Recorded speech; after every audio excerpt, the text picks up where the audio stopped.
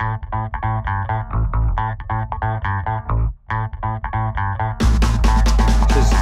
second part of Unit 2.7, Government Intervention in Markets, looking at taxes and subsidies. First thing to sort of be aware of, we're to start with taxes, but there's two types. You've probably come across them before when you looked at elasticity and the impact of a tax in terms of the supply curve. It shifts the supply curve. We talk about a per unit tax. That's a specific amount, like $10 per unit is a per unit tax. Every unit you sell gets a tax of $10. Or an ad valorem tax is a percentage of the price. It's important to know, just because it makes a difference in terms of how you draw the diagram. If you draw a per unit tax, the supply curve is parallel to the previous one. So we know the tax shifts the supply, decreases it. That vertical distance there is the tax. That shows the amount of tax. And it's the same, doesn't matter where I draw this arrow, because these are parallel, the tax is the same. Whereas for an ad valorem tax, you draw your supply curve like this. You know, when the price is quite low, the percentage, like 10% of a low price is small, smaller than 10% of a higher price. So the amount that you pay in tax on an ad valorem tax increases as the price goes up, and the supply curve just sort of pivots out like that. Again, remember, the tax is levied on the producer. It's a cost of production, shifts supply. What we're interested in now is very much about what's called the incidence of taxation, or the burden of taxation, like who pays what, consumer or producer, and we're also interested in government revenue. So governments do tax indirect taxes on expenditure for a number of reasons. So this is definitely something you can discuss when you're talking about this as a topic. Is the government doing it to raise revenue? Is the government doing it to discourage consumption? Stop us smoking, for example, we call that a demerit good. Is the government doing it to redistribute income? Is it doing it to correct for negative externalities? Now, you've not come across negative externalities yet, but when you do, you'll see this makes sense for different reasons. And some of them conflict. You know, if you want to raise revenue, you don't want to discourage consumption too much, otherwise you're not going to raise much revenue. So you need to be sure as to what your motivation is as to why you're taxing. An example of why elasticity is important, now if you have a look at this, it's a per unit tax. What we do with taxes is start to identify the area of the tax that's paid by the different groups. So here we started at this point, this equilibrium point P and Q. Tax was imposed, shifted the supply curve, we moved to a new equilibrium here. So we know the vertical distance between the supply curves is the tax. So we can easily draw a line down to R. There's the tax, that red line. It's the same as here, going from X to P1. That's the size of the tax. So obviously the tax revenue is this whole area that's shown by my red rectangle. That's the revenue to the government. Tax multiplied by the number of units sold.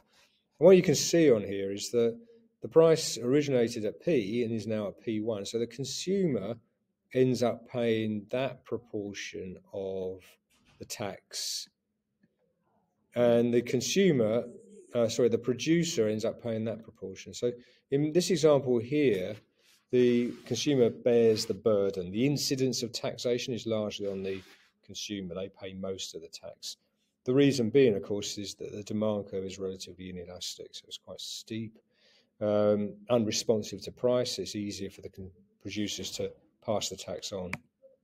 So you should be able to do that same analysis with other shapes and sizes of demand and supply. So if it's relatively elastic, the demand, what's the burden, what's the incidence? Well, here the producer pays a larger burden of the tax compared to the consumer.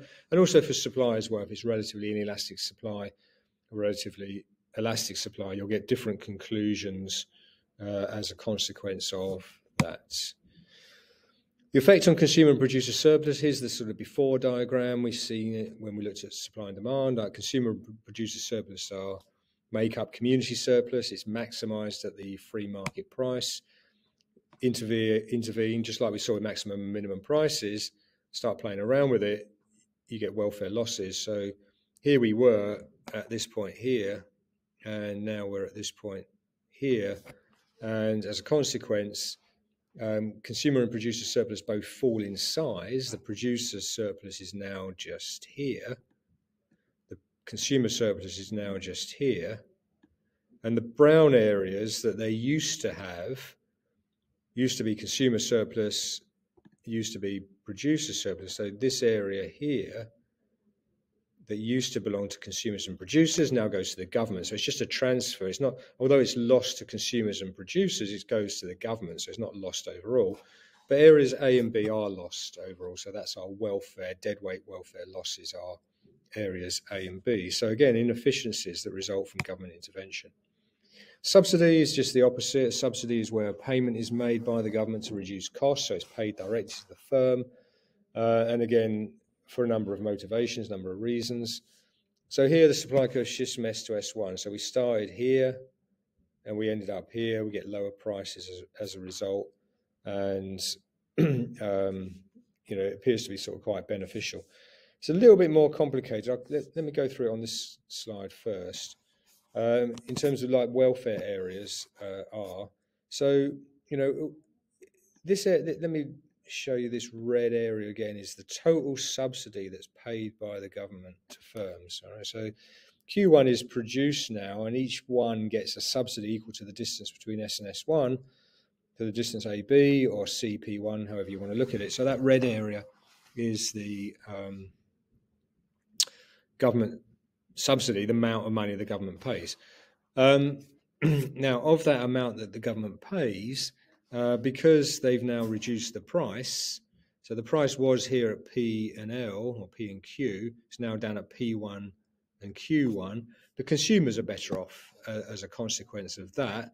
They get an increase in their surplus equal to this blue shaded area, like above the price line and below the demand curve.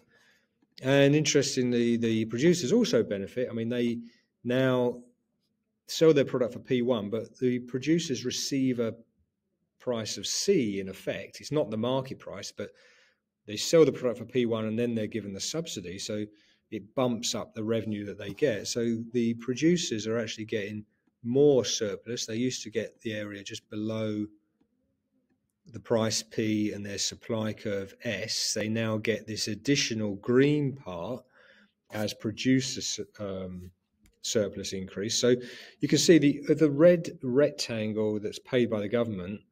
The blue bit goes to the consumer, the green bit goes to the producer. So that's okay. That's just sharing stuff out.